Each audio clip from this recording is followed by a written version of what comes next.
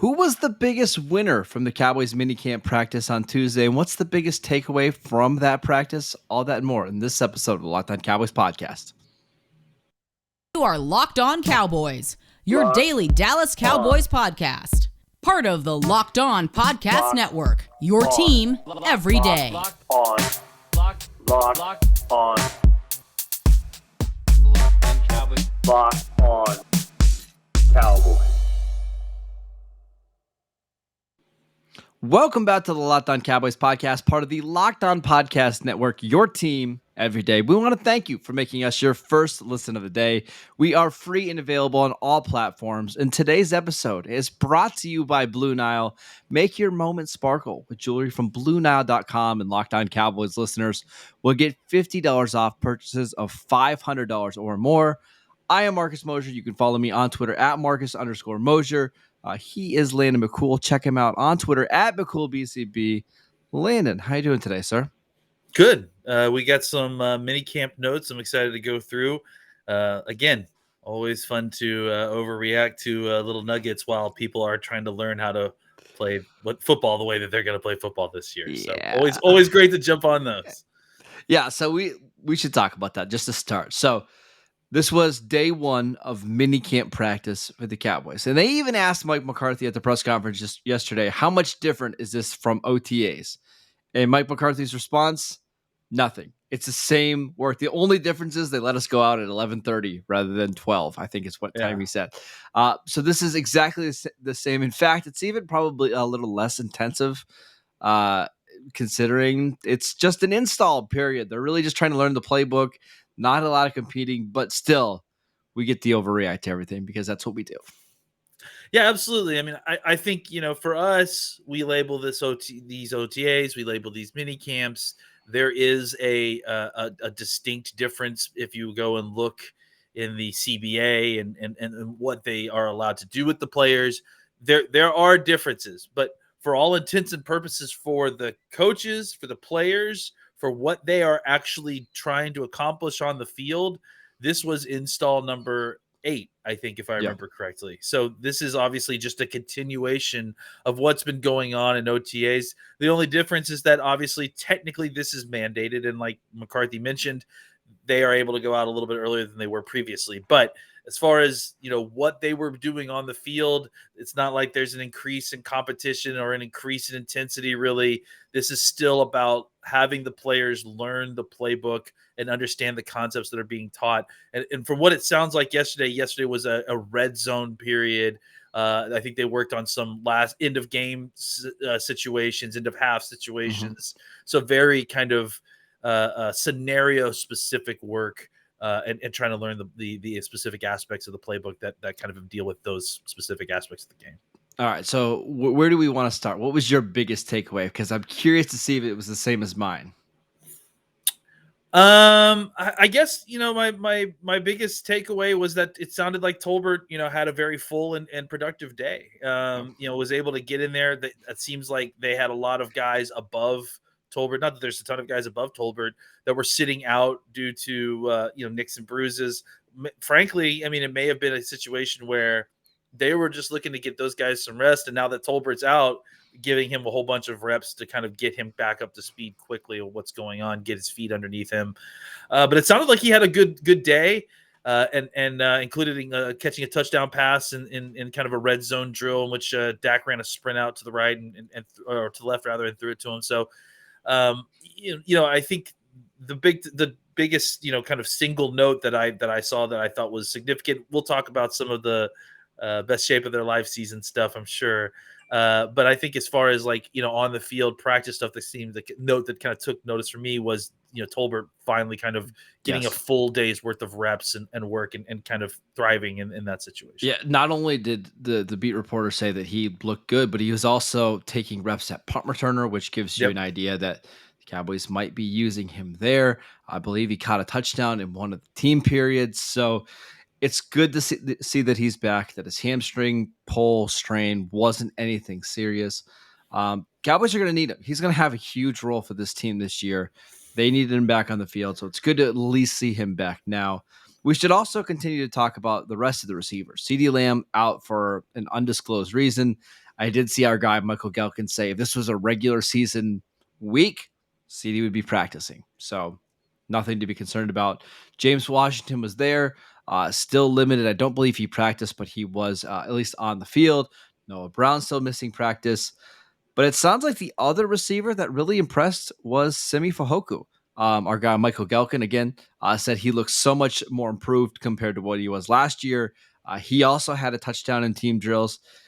We talk about drum beats all the time. I don't want to get super excited about Simi Fehoko, but it does sound like he's had a relatively good offseason. Yeah, I mean, I think the thing with Fehoko, especially for what you're asking him and what you will be asking him to do this coming season, is just consistency. I don't know that we're asking him to become some huge play threat overnight or go out there and make enormous plays week in and week out. He's not CeeDee Lamb. We're asking him to just show us a level of consistency week in and week out. And I think that's again, we got to remember that he's kind of vying for this kind of Noah Brown role, right? And what you want from that role is someone who he's not going to get a bunch of offensive snaps. He's going to get potentially a lot of special team snaps. He will get some offensive snaps as a blocker as well, just kind of in the run game, being deployed as a wide receiver who's a blocker, kind of motion large, small H-back sort of situation like what we've seen with Noah Brown at times. But when he does get his opportunities to go out and route and catch the football, he's got to convert them. He's got to be reliable in that way and be efficient, because he's not going to get a ton of opportunities. So what we need to see from Fehoko is like I said, a level of consistency, so that you have a level of trust that when you put him on the field, especially in offensive snaps, that he's going to be able to convert those opportunities and do something with it, as opposed to kind of going out there looking confused, dropping passes, that sort of thing. Overall, though, very encouraging for the two young receivers for the Cowboys. Like, this is what we want to see. Like, if we could pick something that we want to hear in camp, it's that the young receivers are making plays, they're getting better. So overall, very encouraged by what we heard and what we saw yesterday. All right, let's take a quick break before we get back into minicamp news to tell you guys about Blue Nile. Whether you're ready to pop the question or you're celebrating a milestone moment, find jewelry as unique as her with the modern convenience of online shopping at BlueNile.com. Blue Nile has simple online tools that let you choose the diamond shape, size, and clarity, as well as setting style. Blue Nile will then handcraft a perfect engagement ring, with each ring being one of a kind. Make your moments sparkle with jewelry from BlueNile.com. And Locked On Cowboys listeners get $50 off purchases of $500 or more. This podcast exclusive includes engagement. Use promo code Locked On. That is promo code Locked On. Plus, every order is insured, ships free, and it arrives in discreet packaging that won't give away what's inside. Shop stress-free and find your forever piece. Go to BlueNile.com today. All right, let's talk about another Cowboys rookie, Sam Williams, who our guy, David Hellman, said that if he was charting sacks in minicamp or practice or whatever you want to call it yesterday, he would have had 4, a couple against my guy, Matt Waleska. We don't have to talk about that part, but it's fine. And one against Terrence Steele. Honestly, though, this is noteworthy, but it's not surprising. Like, Sam Williams should dominate unpadded practices. Yeah, I was just going to say, if Hellman had said that if he was charting sacks in a minicamp practice, then he probably would have had a real problem and needed to see a doctor about that. I mean, again, like, I think the context that I'm going to continuously interject here is that these are not live reps necessarily. I mean, they're not live reps. They're not live reps. There's no pads. Again, it's a learning process for the offense and, for the defense to some extent as well. It's about kind of installs. So, Sam Williams beating Waleska cleanly in a pass rush drill is, it's good to hear. It's good to hear that he has that explosion. It's good to hear that he has that level of athleticism. Well, I mean, some of us have our pet cats, but I can't let that bother us. That's fine. But yeah, I think it's encouraging. It's good to hear that he's impressive. Again, I think with offensive line and defensive line, depending on what you're talking about, you should really hold out kind of full evaluations on what's going on until at least padded practices, I would say. Yeah, offensive line and defensive line drills are the ones that you could almost throw away in terms of on padded practice. Because first of all, they're not fair to the offensive linemen because a lot of times, there's just a lot of space, and so these guys are working on technique. But we know Sam Williams is athletic, and we know that he's going to be able to run by sloppy offensive linemen who aren't very refined for the technique. So this isn't surprising still. It's good to see because the Cowboys are going to need it. I won't hear any let's go slander. That's just not fair. Someone saying, "Wow, let's go!" every single time Sam Williams saw him on the line up against him. All right, go ahead. What's your next takeaway? I'm done with this let's go topic. All right, well, I mean, let's get into it, Marcus. It's best shape of their life season, and look, again, we all make fun of this. I mean, we've been making fun of this meme for a while. I do think that there is something to the idea of identifying changes to players' bodies in the offseason. Sure. I don't necessarily think that we need to, overhype ourselves about every single, change or what great shape everyone is about everything. But I think it's noteworthy to notice, specific, significant changes in body types in these players. And a couple that come to mind specifically to me are DeMarcus Lawrence, who we've talked about how he just physically looks leaner. He just looks incredibly lean. And from what it sounds like, it's kind of showing in his movement skills out of practice as well. Do you remember the days when certain online Twitter personalities used to make fun of his weight for thinking he was out of shape? Think about how far we've come with DeMarcus Lawrence. I love that you're projecting your own growh upon somebody else. Like, remember the days that you're like the hot dog guy meme. You're like, I don't know who did this, guys.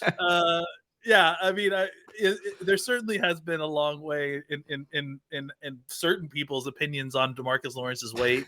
That has gone from one side of the argument to the other. Well, it's just the fact he's lighter now. He looks like he's back to his college weight or what.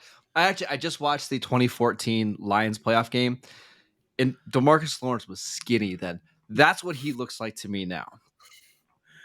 Welcome back to Locked On Eating Disorders here on the Locked On Network. No, it's a good thing. This is great. All right. The other one that's worth noting, the other one that's significantly worth noting, I felt like, has been Dak Prescott. I mean, I think the thing about it, too, is that, and I don't know if you've noticed this as well, I thought I had been noticing a change in Dak's body in the kind of trickle of like promotional videos that have been coming out. Like, they've been doing these ads that have included Dak that, I think there was one for like the Juneteenth celebration that the Cowboys were doing. Mm-hmm. They released another one like 2 or 3 days ago, or maybe it was like last week about mental health. And he clearly had filmed these recently, and you look at the videos and you're like, well, maybe it's just like the aspect ratio because I'm watching it on social media get stretched or something. But like watching the interview yesterday, he is noticeably thinner. Like, I mean, not thinner, leaner, because he says that his weight hasn't changed. He says that like he doesn't actually weigh less. He's just like leaner. So I guess maybe he's dropped some of the kind of, fat. He's got his fat percentage down and kind of just replaced it with more lean muscle. But either way, I think we've talked about it. Like, there's guys like Tom Brady that are, as they get older, they get leaner. They lose that weight. They to try to get, more flexible. And that flexibility was another thing that McCarthy had talked about, in the press conference.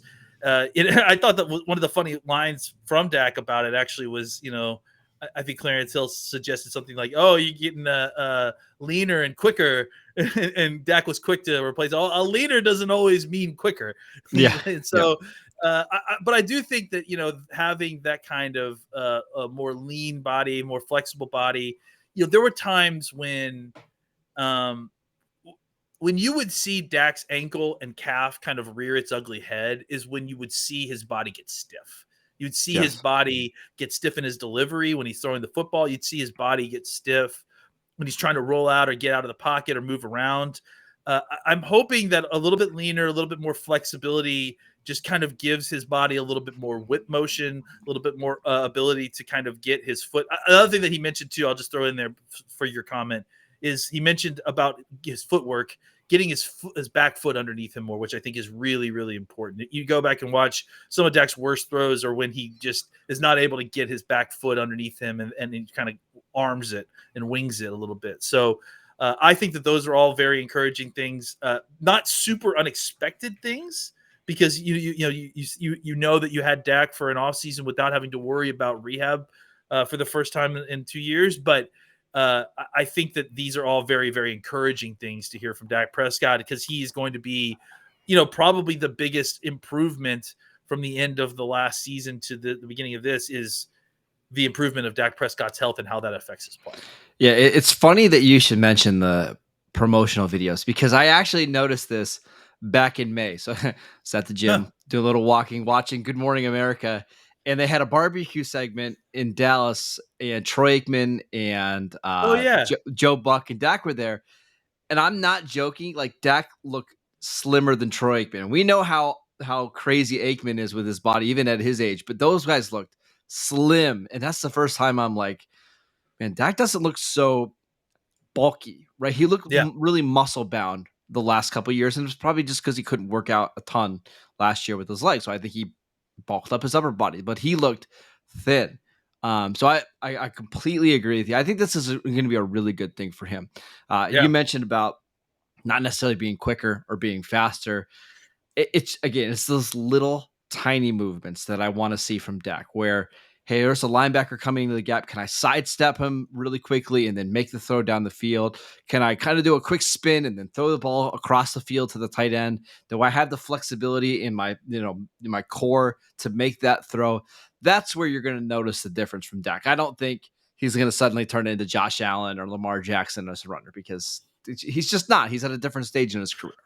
Well, and I don't think that, what anybody's looking for is for him to be a better runner than he was before. I just think that they're looking for him to return to the level of skill that he had previous to the injury, which I think, with the weight loss and a year away from it, I think that that's realistic, So I don't think anyone's thinking that he's going to lose 10 or 15 pounds and suddenly become a 4.4 athlete. He's not Lamar No, he's Jackson. not. That's not why he's doing it either, right? Like, he's doing it for a very specific reason, to become a better passer, not to be a better runner. Yeah, and it's more about manipulating, himself in the pocket, in the context of the pocket, and then being able to run comfortably when you're outside, or when called upon, in a moment to get that first down, or run the zone read, or those are things that have that ability, add that back into your toolbox, not necessarily to kind of lose a bunch of weight to become a dynamic runner. That's not necessarily the number one goal there. All right, let's take one more quick break before we talk about a couple of guys on defense that had a nice day on Tuesday. But before we do that, I want to tell you about Built, and our friends at Built Bar have outdone themselves again. I got a package in the mail. I think it was Friday or Saturday. Only two, Built Bar, only two new flavors. Mud Pie Bar, which is absolutely incredible. If you are a chocolate fan, you better sit down for this one. The new Mud Pie Bar is rich whipped cream and chocolate mousse smothered in 100% real chocolate and topped with cookies and cream crumble. I got to be honest, this is probably my favorite Built Bar so far. I tried just about every one of them. This one's pretty close to the top, if not at the very top. Only 150 calories, 8 grams of sugar, 16 grams of protein. They are available right now at built.com, and they're going fast because they are absolutely delicious. Go to built.com, use promo code LOCK15, get 15% off your next order. Use promo code LOCK15 for 15% off at built.com. All right, a couple other players that I want to talk about. Isaac Taylor Stewart had a pick six on Will Grier yesterday. We've heard his name actually mentioned a couple times during OTAs and during this minicamp practice. A really long, athletic cornerback, over 200 pounds, ran a 4.42.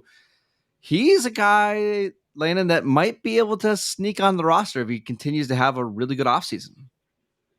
Yeah, I mean he's this year's Chris Westry. I mean maybe Yes. not the same kind of length or Sure. like No, that's a good athlete, that's a good one though. but I think the fair comparison, the guy that is like a longer player that they specifically have interest in our system that other teams may not necessarily have interest in their system, that they brought in, that they think could be a good fit, and that they're trying to see exactly what they have. This is an athlete that went to USC, was highly recruited.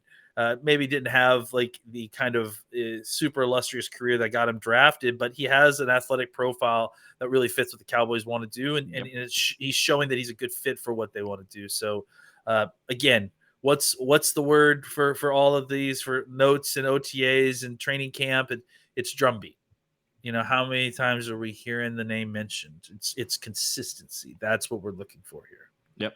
A couple other notes. Tyler Smith practiced as the second team left guard. He also got some snaps at left tackle. Connor McGovern started at left guard and seems like did pretty well.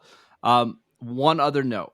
Your guy, Tyler Coyle, back from injury, had an interception yesterday in team drills.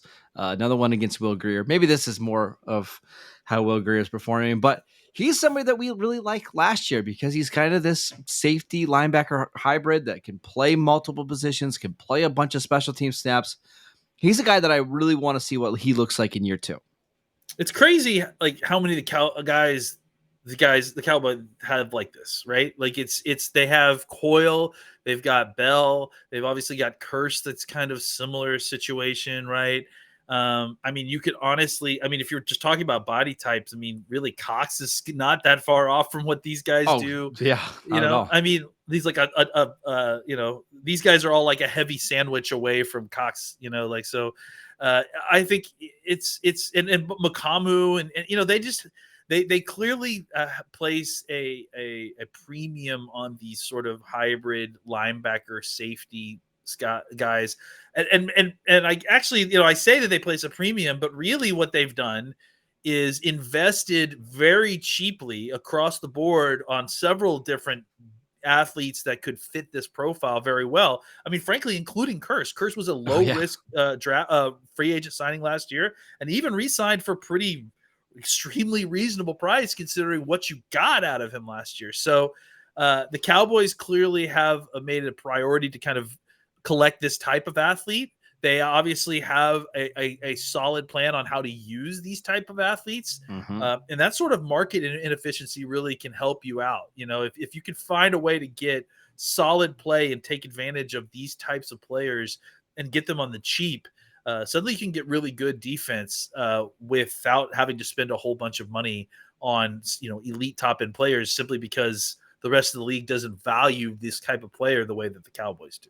Yeah, I mean, think about how many they have on the roster. I mean, you named a bunch of them, but I think Donovan Wilson even fits in there, right? Yeah, absolutely. Yeah. Overall 210-pound kind of box player that's super athletic. You mentioned Makamu, Curse, Tyler Coyle, Jabril Cox. Like, they just have a bunch of these guys that don't really fit traditional linebacker spots or safety spots, but all guys that can come in, play on special teams. And I think the one trait that all these guys have is they all can tackle.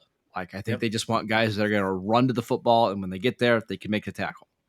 Yep, absolutely. Run and hit. All these guys, whether it's linebacker, safety, nickel backer, they want you to run. They want you to tackle. That's a pretty simple definition. All right, last thing before we head out. You mentioned sandwich. What's your favorite sandwich of all time? Like, let's say like a sandwich that you would have for lunch. On, do you have one that's your go-to? Okay, well, I mean, if we're going to do this, we got to break this down a little bit. I'm not a big midday, like heavy sandwich eater. Like I don't, so I like big heavy. Like I love a pastrami sandwich. That's like a dinner for you, right? But that's a dinner for me, okay, right? Which is fine. I agree with that. So for lunch, I'm more of like I love a really good chicken salad sandwich, like just because it's a little bit lighter. Yeah, it's a little bit lighter. It'll just kind of help me get through the day. But if we're talking about like all-time sandwiches, right? We're talking about like an Italian sub. We're talking about a Reuben. I love Reubens. We're talking about a steak sandwich. I mean, I could go on and on and on favorite types of sandwiches. I'm a huge sandwich guy, so it's hard for me to narrow one down, But I will say, like, just to kind of point this specifically out, I am very much it depends on what time of day it is and what's happening that day. It's going to determine what kind of sandwich I want to eat.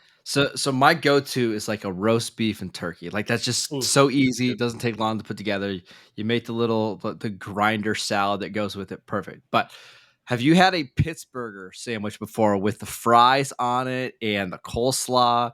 And you put either like the steak or bacon, whatever kind of meat, but it's the fries give it that nice saltiness with your sandwich. See, that's funny because what I do like to have is not a sandwich like that, but have you ever had a California burrito? A No. California burrito is like a carne asada burrito Okay. with fries in it, basically. Oh yeah, I'm in. It's so good. So yeah, so I guess It's steak and it's meat and fries basically. You meat can't fries, go wrong. right? Like it's basically just burger and fries, like deconstructed, right? So yeah, I mean, I certainly am all on board on getting those carbs with that meat for sure. That's good All stuff. right, Lasso, do you have a favorite kind of bread? Like I like to go with the traditional like tortilla wraps, but my wife hates them, so I always have to pick out a different kind of bread. But any favorite kind of bread? I mean, again, the bread matters. It depends on what you're having, right? Like, It so does. I'm just saying in general. Like you go to the store, you pick a kind of bread. I like sourdough bread a Yeah, lot. see, that's the answer for me as well. Yeah. I think it's not great for every type of sandwich by any means, and it's not great for every kind of thing. But for the type of sandwiches that it is good on, I mean, it'll make the whole thing. That I will also. This is completely separate. I also feel this way about potato buns on hamburgers. Like getting a really good potato bun can make an entire cheeseburger for me as well. Yeah, I see. We're in lockstep here. Sourdough bread is just the best on the right kind of sandwich. It can just make it absolutely perfect. But 100%. Yeah. All right. Good takes by you today, Lane. I'm very surprised. Locked on food takes. Locked on eating. On food. There we go. That's a new eating podcast that I might have to host. Locked on eating or locked on lack of eating. Locked on diet apparently is a new thing we're gonna do. All right. Well, thank you for making Locked On Cowboys your first listen of the day. Now you can make your second listen to Locked On NFL podcast. Our national NFL experts and insiders keep fans dialed in with the biggest stories and the latest news from around the league, because an offseason doesn't equal a break in the action.